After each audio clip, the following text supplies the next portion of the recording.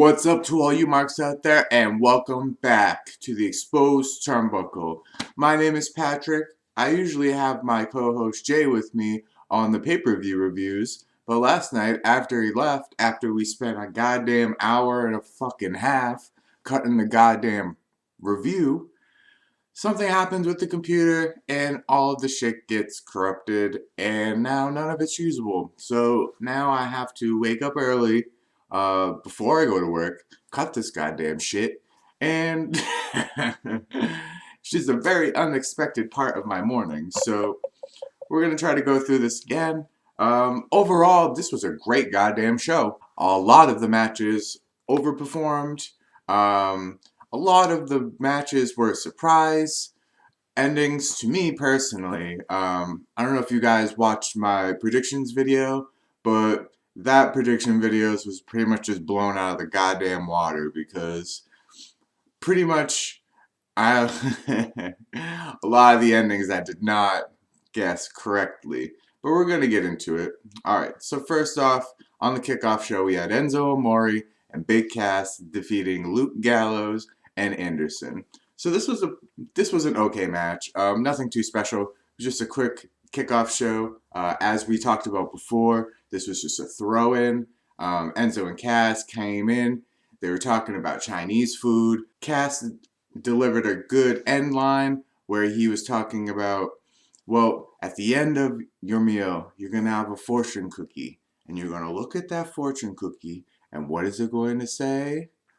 There is only one word to describe you, and I'm gonna spell it out for you. S-A-W-F-T, soft. Yeah, that was pretty much the highlight of the match. Gallows and Anderson are pretty much kicking the shit out of Enzo, you know, like typical Enzo and Cass fashion. Cass gets the hot tag. Enzo comes in, Enzo gets a roll-up on Gallows, and Enzo and Cass walk out of Payback with a victory. Nothing to write home about. Doesn't do much. These tag teams don't really have shit going on for either of them. So just let the face win. Let the pay-per-view start off with a good babyface win. Alright, so next up we had Miz TV. Finn Balor comes out, and Miz, after his long epic entrance, Miz goes, "Well, are you done?" The people start chanting, and Miz goes, "Are you guys really cheering this? You guys are cheering on a 5-minute entrance?" And the crowd pops. And then Miz goes, "What is this?" And Finn goes, "It's the Balor Club." And so he goes, "Well, what about me? I want to be in the Balor Club." And Finn goes, "It's not really my place to put you into the Balor Club." So he asked the fans if Miz should be in the Balor Club. And so everyone starts booing the Miz, naturally, no.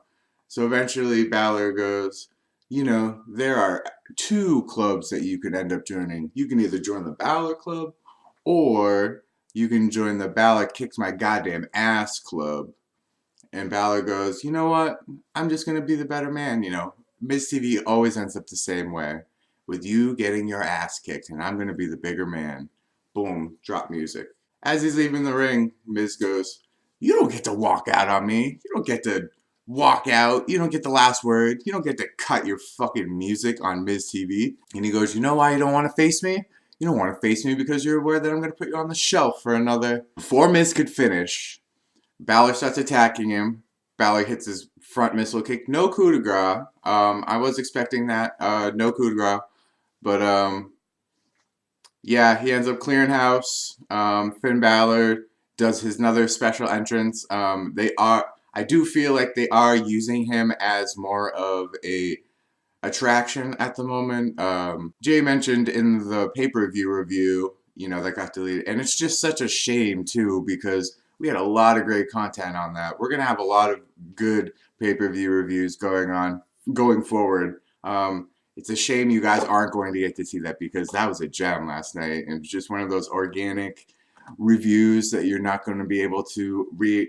But, you know, this is our channel, and we're starting to have subscribers, so I got to save face. This is obviously not going to be as good as the original was, but fuck it. We got to put up content. I definitely don't want to go a whole pay-per-view without covering it, so we're gonna have to make do with what we got. Alright, so next up we have my most hated segment on this show. We had Chris Jericho ultimately defeating Kevin Owens by submission to win the United States Championship.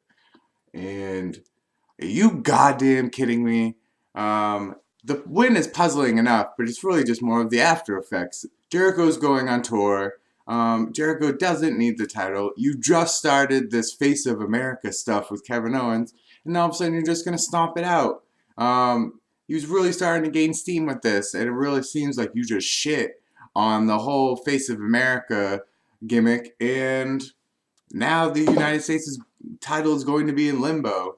There was a stipulation where Jericho and Owens, whoever was the winner, would stay on or go to SmackDown. So it wasn't really wrapped up in too much detail whether Owens is going to stay on SmackDown or not. But overall, this was actually a really good match. Me and Jay both gave this a B+. So basically, it was another great segment to Jericho versus Owens. Very back and forth action. Towards the end, Jericho has Owens in trouble with the walls of Jericho, and so Owens is able to get saved by his one little finger, reminiscent of last time. So after he gets the hold broken up by that one finger, Jericho just goes ape shit, and he just starts hammering away on that finger, takes him outside, wedges Owens' finger in between the steel steps, kicks that shit, just friggin' destroying, putting emphasis on that one finger that is causing him so much problems. So eventually the action moves back into the ring, and then so Owens starts mounting his own offense, and as soon as he's about to do the pop-up powerbomb, he's about to, but he can't because his hand is so fucked up from getting injured that he can't pop him up.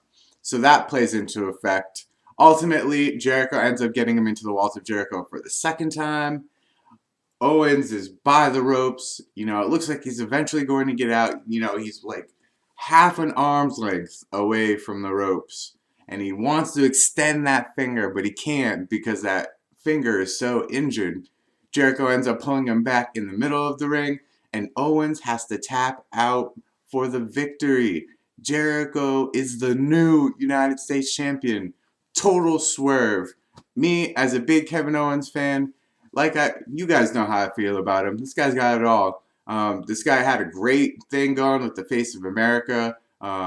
Jay also mentioned that this could just possibly be a ratings boost for SmackDown to where Kevin Owens will get his title back on SmackDown. So it'll just be a way to view the ratings and just go see SmackDown and be like, well, you know, what the hell's going on with this situation? So in that aspect, I guess it makes sense, but Jesus Christ, dude. Like, I was looking forward to a Kevin Owens beatdown pretty much for like the last 3 weeks, and total swervage. So next up we had Austin Aries defeating Neville via disqualification. Neville retains the title. This was another really good piece of this feud. So Austin Aries was basically had the upper hand on Neville for most of the match. The ending was Aries had Neville in the last chancery. So it looks like Neville is done. It looks like he's firmly placed. He can't go anywhere. So the ref is checking on him. And so Neville goes, no, no. And he tries to keep grabbing the ref to get leverage. And so the ref just keeps going, get the fuck out of here. Get away from me. Get away from me. And so at the end, it really looks like Neville's just about had enough and he's about to tap. So in a last-ditch effort, he takes the ref and just fucking throws him and causes the ref to disqualify Neville. So Aries does win, but he wins by disqualification, and Neville is able to retain his title with great heel tactics. So this match was really good. The feud is progressing quite nicely. There's not a lot of shit going on in the Cruiserweight division, so I guess there really is no way, there's no reason to speed up this feud. It can go nice and steady, you know, chugging along as one of the first major rivalries in the Cruiserweight division. that we can all get invested in because there's so much time that's been put into it. It does give Aries the win back, so it does give Aries a win to retain momentum, but they did throw in a good swerve with Neville having to cheat and disqualifying himself. So in fact that, Aries, yeah, you got the victory, you were the better man, but I was the smarter man tonight, and I got to keep my title even though it was your night. So it just adds more fuel to the Aries fire, and it's just going to add that much more pop and emotion when Austin Aries eventually defeats the king of the cruiserweights and becomes the cruiserweight champ. It seemed like the bulk of it was just the ending. The disqualification was obviously the major part. So Jay gives Austin Aries versus Neville a C+. I thought it was a little bit better than that because I appreciated the storyline and I like the dirty heel tactics. Me personally, I'm usually a heel first, face second kind of fan, so I will always lean towards the heel. But I would give this match, Jay gave it a C+, I would give it a B-. A little bit better, but not too much better.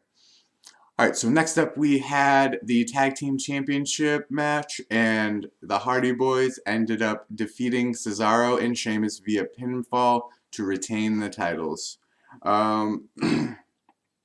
Again, this was another match that I just completely had wrong. I thought it was time for the Hardy Boys to break up, and I thought that it would be a good time to transition the titles over to Cesaro and Sheamus, who have been grinding so long for this title run, and it really looked like all the stars were aligned for this, but nope. Hardy Boys end up retaining, and the cream of the crop at the end was so Sheamus is clearing house. Cesaro been laid out on the outside. So Sheamus is taking care of Matt Hardy on the inside, but Jeff happens to climb on the apron. So as Matt's getting slung into the ropes, Jeff hits a quick tag. Sheamus hits a power slam, pinning Matt, but then Jeff climbs the top rope, hits a swanton bomb, and then ends up covering Sheamus for the 1-2-3. So there you have it. The Hardy Boy run for the tag team is still not over. I personally think it should have been over. I think that it could have been the right. I think that it would have been the right move to put it on Cesaro and Sheamus, but good things come to those who wait. So we shall see. But the real part was, so Matt Hardy and Jeff Hardy, they do their they do the handshake thing they've been doing for so long. And, after they lost, it was just kind of like, it just didn't really make sense. Like, they're just going to bow out, and then all of a sudden it happens. So it pans to Cesaro and Sheamus, they're leaving. So ultimately it looks like the Hardy Boys are just left in the ring to, pose to the crowd and show up their titles. And then Cesaro and Sheamus come back in. And then they start kicking the shit out of the Hardy Boys. So during the actual match, Jeff Hardy lost a goddamn tooth. Matt Hardy got busted the fuck open.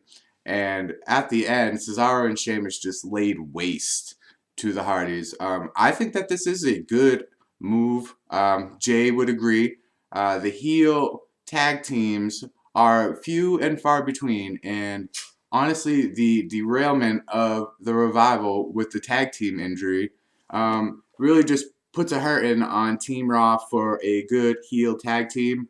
It's been a while since Cesaro and Sheamus have, they've always just kind of been pushed back, and I think that this new, fresh heel turn will give them some great momentum going forward. I think they were getting a little bit stale as baby faces.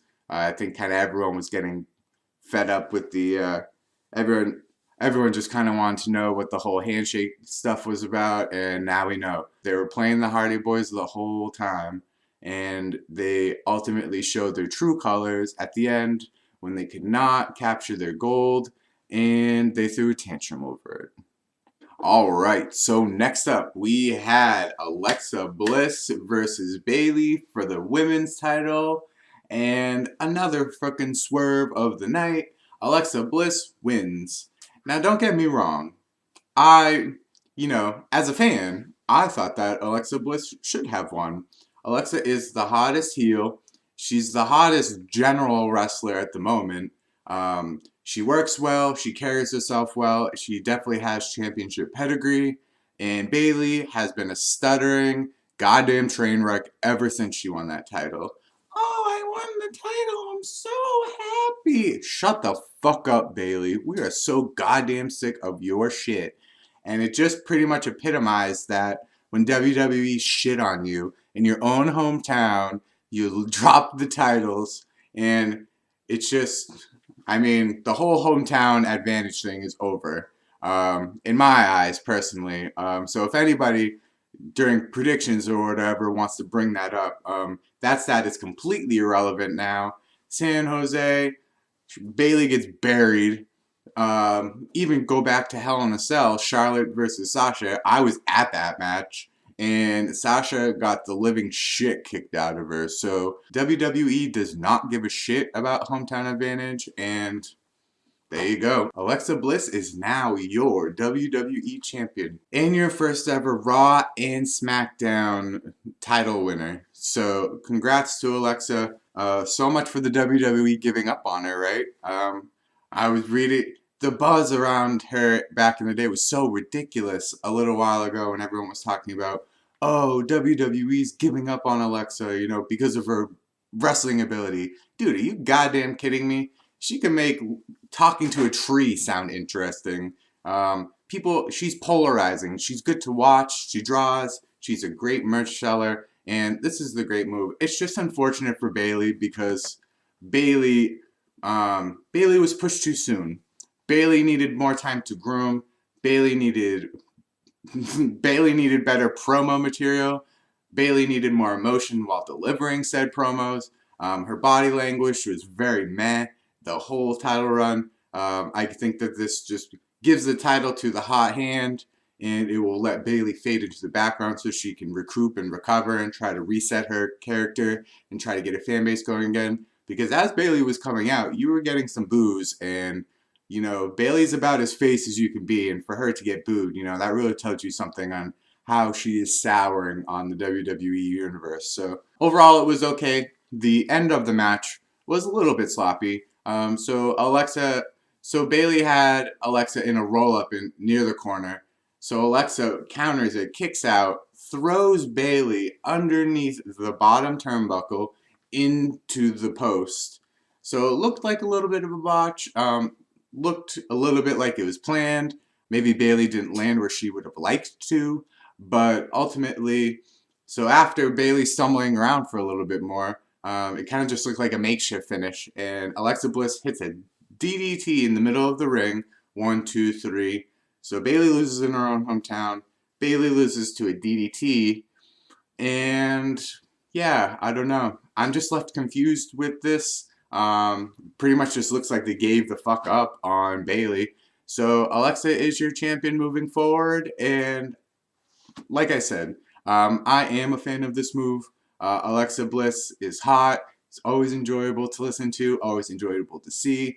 And as her career progresses, her matches will become more fluent and more solid. So really all that aspect just takes time. But a lot of the other aspects to be a wrestler, you can't teach. Like the mannerisms, your dialogue, your promos, the way you say it, how you say it, all that jazz. So Alexa has all that shit locked down. So once she just gets a little bit more finesse in the ring, it's going to be a primo attraction.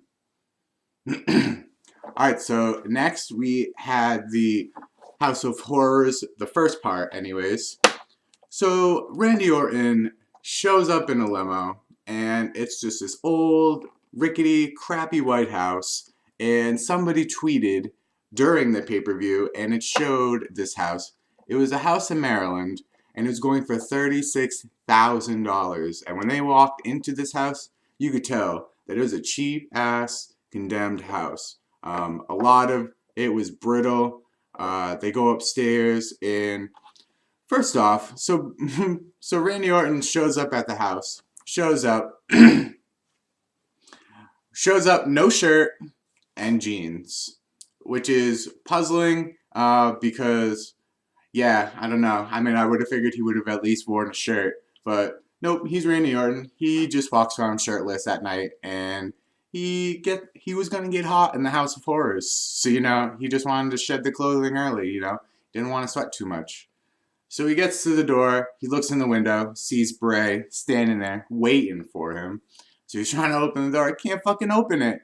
Why the fuck does Randy Orton have to kick down the goddamn door just to get into this crap match? So he goes in. He's looking around. Can't find Bray. Bray comes out of nowhere and starts kicking the shit out of him. Brings him upstairs. Throws him through a paper-thin goddamn wall. And so they come downstairs, they start trading punches. It's going back and forth, and with every second, I'm just getting more tired and more tired of this. I think I was just kind of talking with Jay, my girl, at that moment. Wasn't really paying too much attention. And at the end, right before Wyatt leaves, he throws the fridge on Orton. So Orton's on the kitchen floor, and so Bray just fucking tilts the fridge, squashes him, goes outside. Follow the buzzards. House turns red, and it cues to Bray driving alone in the limo by himself, singing "He's Got the Whole World in His Hands." Seriously, this House of Horrors thing was talked about and hyped on both shows. Lots of promos, lots of advertisements, and that's what we get. We get a goddamn crack house that's worth $36,000. So WWE Creative went out, bought some crappy condemned house, paid $36,000 to have 5 minutes of crappy footage. Granted, the video effects were good, pretty much as all of the Bray promos are. Whoever is doing those visual and audio editings, doing a great job. But yeah, it was just so cliche, cheesy, bad Netflix horror movie-esque. Dolls hanging from the ceiling, just demonic kind of stuff. We were joking that Eric Rowan should have been, in the back, rocking in his rocking chair, just strumming on a doll's hair, and then Bo Dallas. And that was another thing too. I actually went on to a big rant about how I do want, obviously WWE does not give a shit about Bray Wyatt, so nothing's going on with his brother Bo, real life brother. So, why not just put him into the Wyatt family? Let him be a little minion. Bo Dallas is clearly probably not going to come back as his generic gimmick with the Believe shit, so maybe, he turns to the dark side. He offers himself to the Dark One, and Bray can try and resurrect it. I think that it could be good. I think people would be into it if Bo was under Bray's spell, and obviously it would make sense because they're brothers, and, both would enjoy that part of the end of it. But, yeah, House of Horrors Part 1, dud the shit. Alright, so next up we had Seth Rollins facing Samoa Joe, and Seth Rollins defeated Samoa Joe via pinfall. And this was another match that I got completely goddamn wrong. I didn't think that Seth Rollins had anything to gain from winning, but apparently I was wrong on that aspect too. Samoa Joe got a lot of offense in early. Seth Rollins was selling the knee, as he usually always does. And so towards the end of the match, Samoa Joe is kicking the shit out of Rollins. Rollins sneak attacks a pin and gets a sneaky roll-up 3 for the win. Not much to write home about for this. It was a good back and forth action. Samoa Joe is a really good heel, and Seth Rollins does play the good injured angle a lot, but it is getting kind of played out. I mean, he has had 2 pay-per-view matches already, and, it's just a matter of how long are you going to sell the knee. I mean, at some point we just have to move on from that and just focus on other things. So overall, Jay gave this segment a B. I was a little bit more critical on this segment, and I just gave this a C. I wasn't really that too much into it. I don't see why Seth Rollins should have won because he doesn't really have much to do. As Jay mentioned on the previous video that we made, it just extends the feud because it gives Rollins the win, and obviously Samoa Joe will probably earn that win back at a later date, but it just gives Rollins momentum as the feud just keeps rolling along. All right, and then next up we have the House of Horrors Part 2. So, video pans to Bray Wyatt arriving to the arena in the limo, and he comes up and he makes his way down the ramp and makes his way into the ring. So, as he's posing, who shows up? Fucking Randy Orton just appears out of nowhere. Goddamn superhero can just morph and be left dead and forgotten about in the House of Horrors, where he was never supposed to goddamn leave. And so the lights cut off, Bray's doing his pose, and who's behind him? Goddamn Randy Orton. So Randy Orton starts killing him, delivers an RKO to Bray Wyatt. Then the Singh brothers come out. Singh brothers, Bollywood boys, fucking garbage. just call them Team Garbage. Team Hot Garbage. So the Singh brothers end up attacking Randy Orton, and then Jinder Mahal comes out, and he's brandishing the title that he stole from Orton the previous SmackDown, and starts killing him. And then ultimately, with Orton battered and beat down from the Singh brothers and Jinder, he was basically thrown right into his sister Abigail, and Bray gets the win. So ultimately, you have Bray getting his win back, because anyone who watches wrestling, knows that they just made Bray look so goddamn weak. Not only did he have to kill him in the House of Horrors, do whatever he was doing, supernaturally to him, he also needed the goddamn Singh brothers, and he needed Jinder Mahal just to take down Randy Orton one-on-one. So what does this say about the Supernatural one? Not good things. It doesn't look like a bright future for Bray. I hope I'm wrong. But yeah, this whole segment, the whole part 1, part 2 of House of Horrors, just a goddamn dud, dude.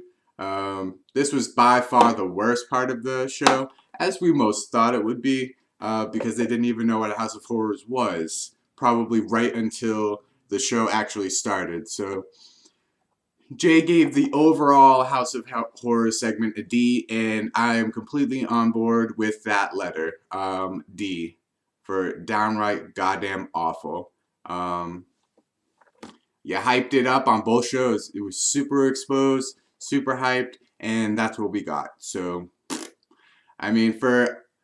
granted, this pay-per-view was really good. So, Raw always has its letdown moments, and this whole segment was literally just the letdown moment. Alright, so in the main event, we had Braun Strowman ultimately defeating the big dog Roman Reigns via pinfall. So Braun Strowman wins clean. Roman came out, and as soon as I saw him come out, and he had his shoulder wrapped, and he looked injured, I knew that the rumors were true. There's a huge buzz on the internet how Roman is going to play up the injury angle and say that he was rushed and, he gave it his all, but, he just wasn't 100%. He didn't have the shit that he needed to beat Braun. So this was just a thorough Roman Reigns beatdown. It was looking that it was going to pan out the same way that the Roman Reigns matches always do, when Roman is getting the shit kicked out of him, and then Superman punch, spear, pisses off the masses. We all go home. We all write shitty reviews. We all get heated. But did not happen that way. So Braun is taking it to him. Braun delivers a big press slam, and then he pins him. And so at 2.5, Roman Reigns' body just instinctively just throws the shoulder up to give the impression that, his body is literally dead, but his soul will just keep kicking out. He's a warrior. He's not going to give in. So Braun, after he kicks out, he cannot believe that he just kicked out. So he says he's going to punish him some more. So he's holding up Roman like a lifeless doll. Picks him up again. Another massive press right in the middle of the ring. 1, 2, 3. Roman Reigns is defeated. Braun Strowman is still a beast. Jay gave this match a C+. I was a little bit worse on that. I gave it a C. In my predictions, I said that, you know, when Roman Reigns loses, I'll believe it when I see it. And I saw it. I was surprised that WWE would go this route. It is nice to see other people get built up, and Roman Reigns got a lot of heat when he came back, and I just thought that it would have died down a little bit more. He's not as bad as everyone may have panned him out to be. There are so many other wrestlers that deserve your hatred on WWE. Maybe you should save your vocals for some of them as well. As far as an act, I like Roman. I think he's been doing what the fans have wanted him to do pretty much for the last year. He's taking the losses. He's getting the shit kicked out of him. So just sit back and goddamn appreciate it, man. Just appreciate the show. If you go into a show thinking that the show is going to be garbage, then the show to you probably will be garbage. So just roll your mind back. Try to get back into that childhood mentality. Just get into the story. Just appreciate the storyline, man. Get into the characters. Just appreciate it for the show that it is. It's never going to go all the way that you planned it to. This pay-per-view didn't go any way the fuck that I thought it was going to. But overall, they put on a great show. A lot of the matches were great. They didn't have any really notable botches that except the House of Horrors segment in general. That was a botch. But so overall, Jay gave this pay-per-view a 6.5, and I was a little bit higher on it. I said that it was a 7. In the prediction video, I said that there was a high of 7, and that was pretty much spot on to what we got. We got a lot of quality, solid matches, confusing and shocking victories that we weren't seeing. So maybe WWE is paying more attention to what the internet is talking about, just kind of trolling our predictions a little bit more. But overall, yeah, I would give this a 7. It was a lot of solid matches and creative finishes, but there were obviously some downfalls.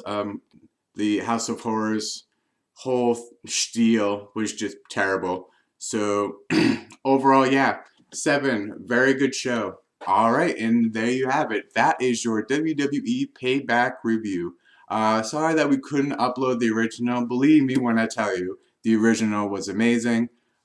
Just thought I would come on here and cut a quick Savior review to make sure that you guys have content because we appreciate it.